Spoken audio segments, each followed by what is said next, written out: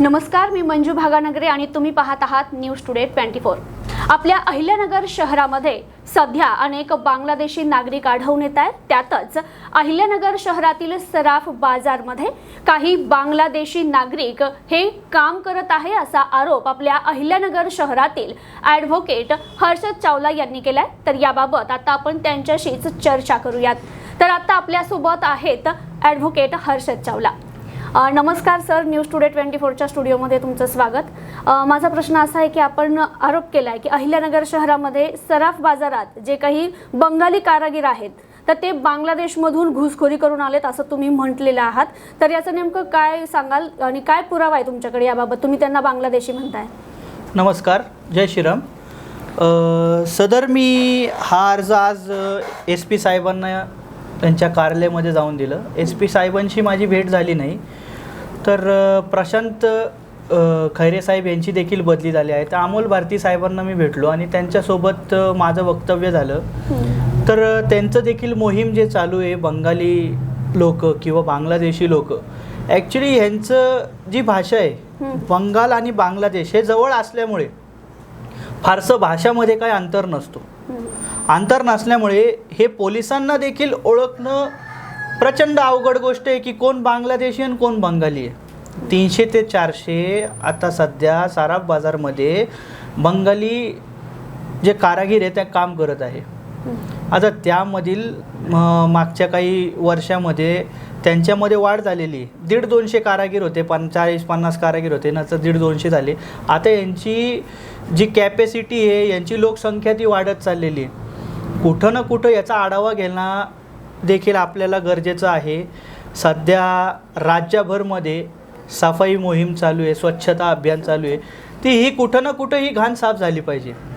ह्याकरिता मी आज SP साहेबांना हा निवेदन दिला। हा निवेदनद्वारे मी SP साहेबांना सांगितलं की हे जे बांगलादेशी लोक आहेत, हे 400 ते 500 बंगाली लोक आहेत, त्यामधील किती बांगलादेशी आहे ह्याची मला खात्री नाही।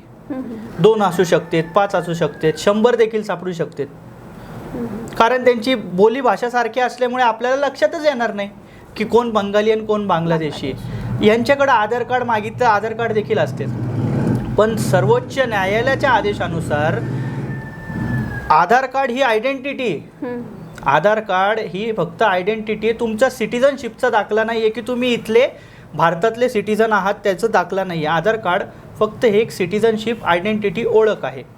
तर ह्यांना ट्रेस करण्यासाठी भारती साहेबांनी देखील चर्चा केली आणि त्यांनी नेमका आदेश देखील कोतवाली पोलिसांना, आमचे दबंग कारवाई करणारे कोतवाली पोलिसाचे PI तराडे साहेब यांना देखील सांगितलं की तुम्ही यामधील त्यांचे कॉल डिटेल्स काढा, CDR मागवा। फक्त CDR नसून तर त्यांचे WhatsApp कॉल चेक करा, त्यांचे जन्माचे दाखले मागवा, कारण जन्माचा दाखला असा एक प्रूफ आहे, अशीच एक आयडेंटिटी ज्याच्यावरून कळणार की ते बंगाली आहे का बांगलादेशी आहे। त्याशिवाय यांनी काही निर्देश दिले भारती साहेबांनी की त्यांचे तुम्ही WhatsApp कॉल तर तपासाच आणि पेमेंटचे मोड तपासा। फोनपे, गुगल पे हे तिथल्या एजंटला मारतात, त्या एजंटवरून मग बांगलादेशला काही ते जातात। अशा प्रकारे त्यांनी म्हणजे मला चांगल्या कामाबद्दल एक प्रोत्साहन देखील दिला की तुमच्यामुळे हे आम्हाला इथे देखील आढळून आले, इथं देखील बंगाली आहेत आणि ह्याच्यामध्ये काही बांगलादेशी लोक असू शकतात। आत्तापर्यंत आम्ही फक्त हॉटेल आणि क्रशर इथंच आत्तापर्यंत बांगलादेशी शोधत होतो। तर यावर त्यांनी मला पुढील वाटचालीसाठी देखील शुभेच्छा दिल्या आणि ते ह्याच्यावर 100% कारवाई करतील आणि सगळ्यांचे आधार कार्ड जमा करून घेण्याची त्यांनी त्यांच्या पोलिसांना आदेश दिलेले आहेत। म्हणजे त्यांचं कुठेतरी व्हेरिफिकेशन होणं गरजेचं आहे। आता तुम्ही ते सांगितलंय, पण नेमकं हे बांगलादेशी नागरिक जे भारतामध्ये येत आहेत तर त्याला नेमकं जबाबदार कोण आहे? काय आपलं प्रशासन कुठे कमी पडतंय का? काही आहे का? सुरक्षा यंत्रणेमध्ये काही तकलादुपणा आहे का? नेमकं काय सांगाल?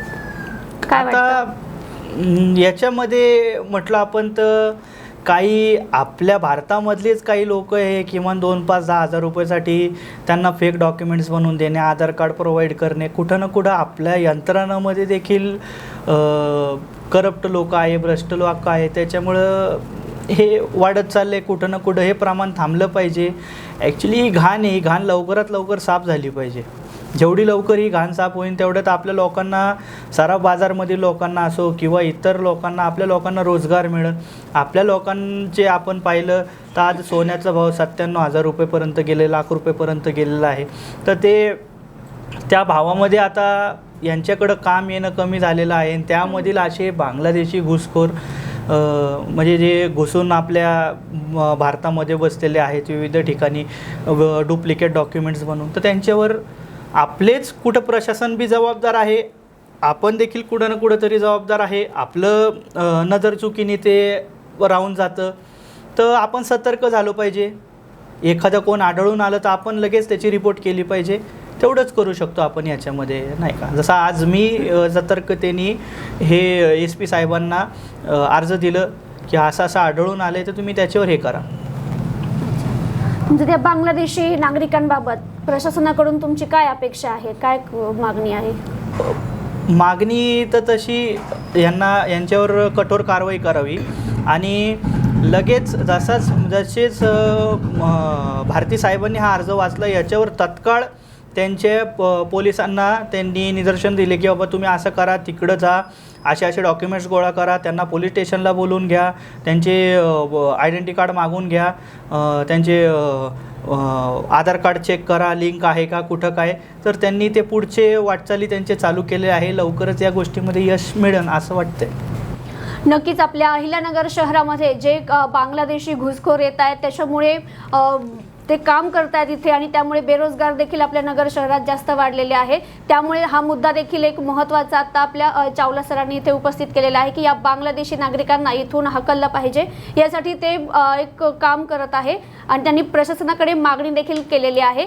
तर या चावला सर हे अनेक प्रश्नांना हात घालतात. तर त्यांना आणखीन एक मला महत्त्वाचा प्रश्न असा विचारायचा आहे. कालच आपल्या नगर शहरामध्ये सकल हिंदू समाजाच्या वतीनं एक सभा संपन्न झाली, तर त्या सभेला तुम्ही हजर होते का? थोडा पॉलिटिकल प्रश्न आहे बरं का, पण हा उपस्थित होतो मी. तिकडं तमाम हिंदू बांधव उपस्थित होते आणि त्या सभेला मी उपस्थित होतो. काय सांगाल त्या सभेविषयी? काय सध्याचं नगर शहरातलं वातावरण?